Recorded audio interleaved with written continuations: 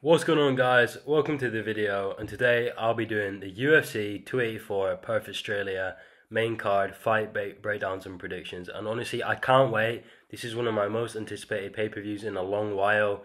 You know, UFC 283 wasn't that good per crowd. UFC 282 wasn't that good either. But this one will be good. I can guarantee you that. I think this will be a good one. I think the Australia crowd will be loving it. I think they'll be better than recent crowds, especially the Brazil one. And yeah, it will be a great card. So yeah, let's just get right into it. So starting off, first fight on the main card, Jimmy Crute versus Alonzo Menifield, yeah. So I'm going to be going with Jimmy Crute on this one. Jimmy Crute's wrestling is good, okay? You know, his grappling is good. It's a shame he stands up and fights because he's terrible at striking. So I mean, it just depends. If Jimmy Crute is going to stand and bang, like he has in his last fight, he's going to get knocked out. But if Jimmy Crute is going to use his brain and he's going to wrestle and grapple because he's actually a good grappler, he's going to win by grappling. He's probably going to get a TKO or a submission. Because the guy's good on the ground. I don't think he realises how good he is on the ground. I know he's been submitted before, but he submitted Paul Craig when he was like early 20s, which is really impressive. He's only 26 now. So, you know, he can still improve, and he probably still is improving. But he did say recently that he's going to try and grapple more in the future. So if he sticks to that claim, I can see him winning this fight. It should be pretty easy for him. But he might strike. So, you know, I can't guarantee that Jimmy Crute is going to win this fight. He might throw his easy win out of the window. Because if he strikes, he's probably going to get chinned because his striking's terrible. And he's took a lot of damage as well. And he's quite funny to watch striking, to be honest. But yeah, Jimmy Crute, hopefully he can win this, turn his career around because he's young. And somewhere inside there is potential. But, you know, he just have to fight like Khabib, you know, don't really engage in striking and just wait for the perfect time and shoot. But will Jimmy Crute do that? I have no idea. It's hard to tell. If he wants to win, he should. Anyway, I'm taking Jimmy Crute by, we'll go with second round submission, I'd say. Yeah. Right, so moving on up the card, Justin Tafa versus Parker Porter. To be honest, I think Justin Tafa is going to win this in the first round by KO. Okay? Parker Porter is, I think he's 38. And his last fight, he got destroyed by Jolton Almeida, who is really good. He's like the most underrated heavyweight prospect right now. Losing to him, there's no shame. But, you know, he lost in, I think it was late May. So he's coming off a loss recently. That was last year. And Justin Tafa, I know he's 5-3. But every win he's got it by a KO. And I'm pretty sure all of them are first round finishes. So yeah, Parker is a striker as well. So they're going to keep this one on the feet, I think. And they're just going to swing and bang. They're heavyweight, so it's unpredictable. So you never know what's going to happen. But, you know, I'm going to predict that Justin Tafa is going to get the better of them exchanges. You know, he's got them New Zealand hands. They're quite renowned for their boxing. And I think he's going to flatline Parker Porter, or like just knock him out. It'll be a sloppy, messy fight. It won't be impressive at all. Parker's terrible as well. You know, he will never be a very good fighter, I don't think, unfortunately. But, you know, he takes a lot of fights, so you've got to respect him for that. But, yeah, Justin Tafa, first round KO. There's not much to say, to be honest. These guys, you know, they're pretty similar. Like, I think the younger guy is just going to win. He's probably got a better chin. He's got a better mindset. He isn't coming off a loss. And Parker knows he's not going to be getting anywhere near the ranked opponents. And he's at the end of his career nearly. So, yeah, Justin Tafa, first round KO. Going to be a vicious KO, I think. Someone's getting knocked out. I think Parker Porter's going to get knocked out. But either way, there's going to be a finish in that fight. I mark my words.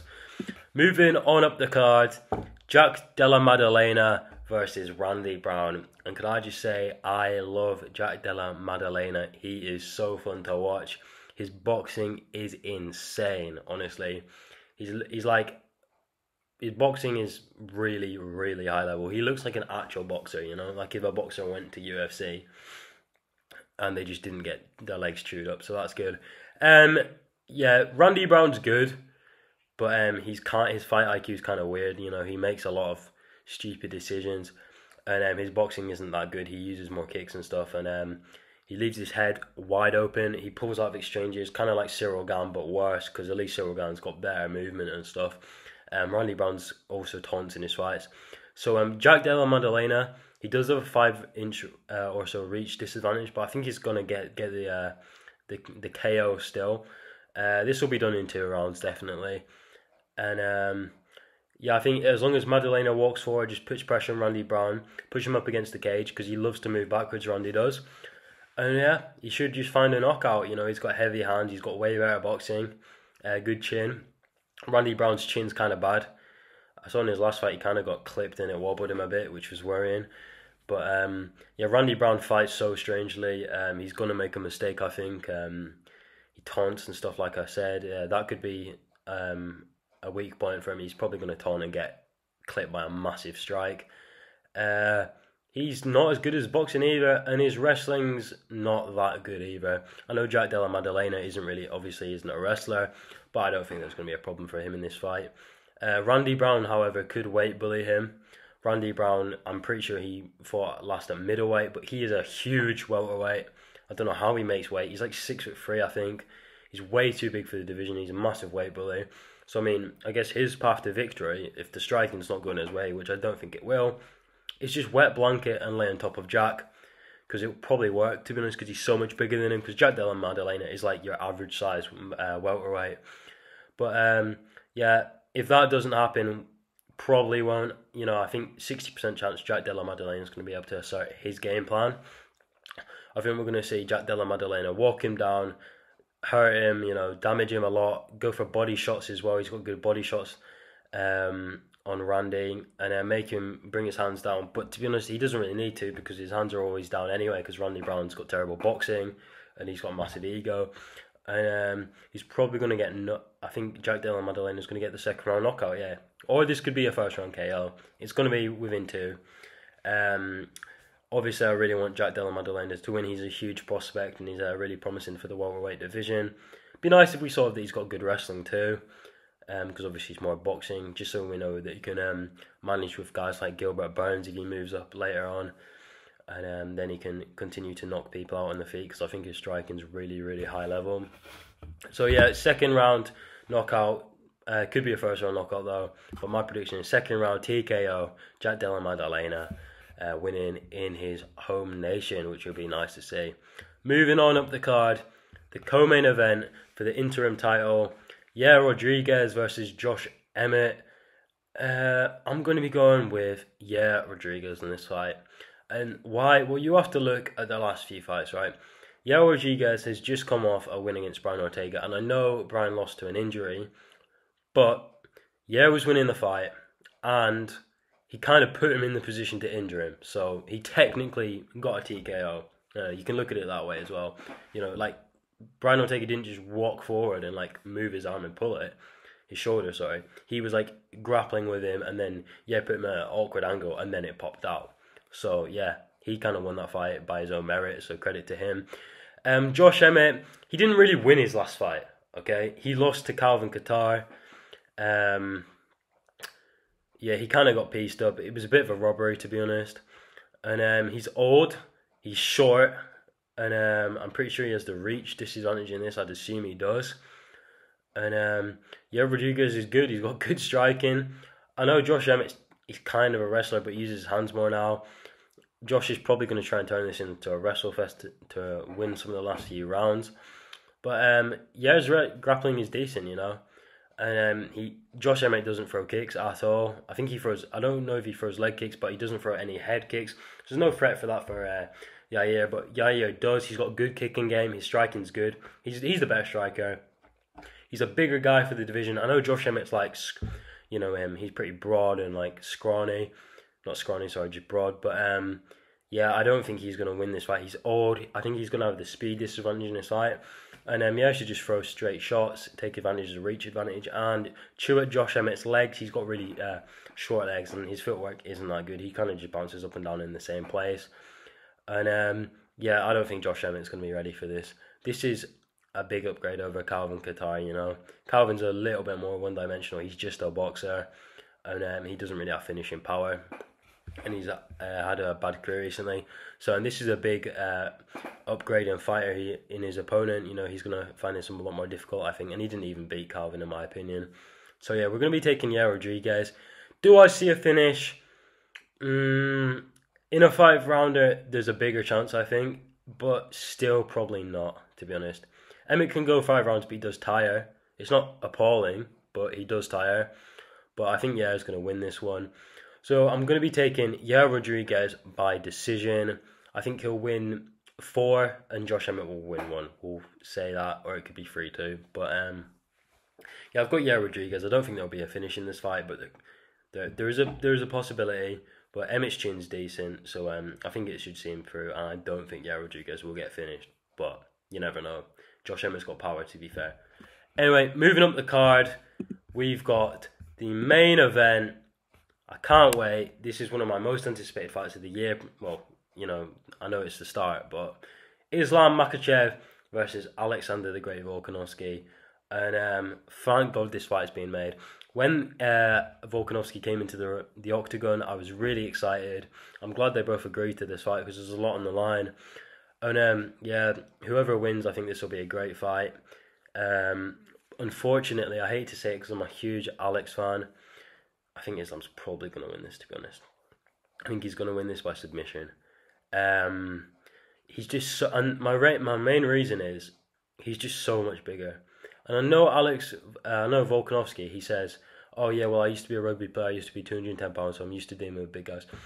But you have to weigh in at the same weight as him, but he's much bigger than you. You know, he's taller, and he's got big arms. You know, he's got really short, big arms. And Islam can put that weight on fast, because I think his natural weight is like probably 15 pounds heavier than Volk. You know, he's a bigger guy. He walks around bigger. And at the weigh-in, they had a little face-off in Australia like 2 weeks ago. Islam is so much taller than him. He looks so much bigger than him. He's not even skinnier than him. So, yeah, Alexander Volkanovski, he better get that muscle on. I know he's been talking about training that. He was saying that to Errol Hawani. But, I don't know. I really don't know. I'm not liking this one for Volk. The stand-up, yeah, Volkanovski's better on the feet. He's got a decent chin as well. And at lightweight, he's probably better. He's probably got more knockout power. I know he used to have knockout power in the higher divisions, but then he moved down and kind of lost it. But lightweight, I think we're going to see a stronger Volkanovski. And his striking's great. S-tier striker. You know, he mixes it up well. He's got good leg kicks. And his striking's immense. His head movement's class. His positioning. He's one of the best strikers in the UFC at the moment. And he's just good all around. His cardio, he's got probably top 3 cardio in the UFC, you know. He can go 5 rounds and like not slow down at all. It's crazy, to be honest. Yeah, he's got way better cardio than Islam, I think. I don't think Islam's ever gone after a 3rd round. So I will be taking Alexander Volkanovski's cardio over Islam's. But yeah, Makachev does have chin issues though. Supposedly, we saw him get knocked out that one time back in the day.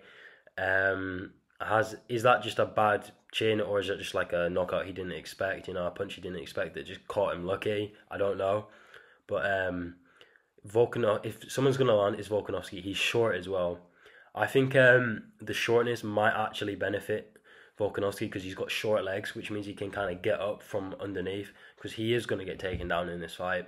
It's inevitable. Makachev will get a takedown. Volkanovski's not going to be able to stuff all the takedowns.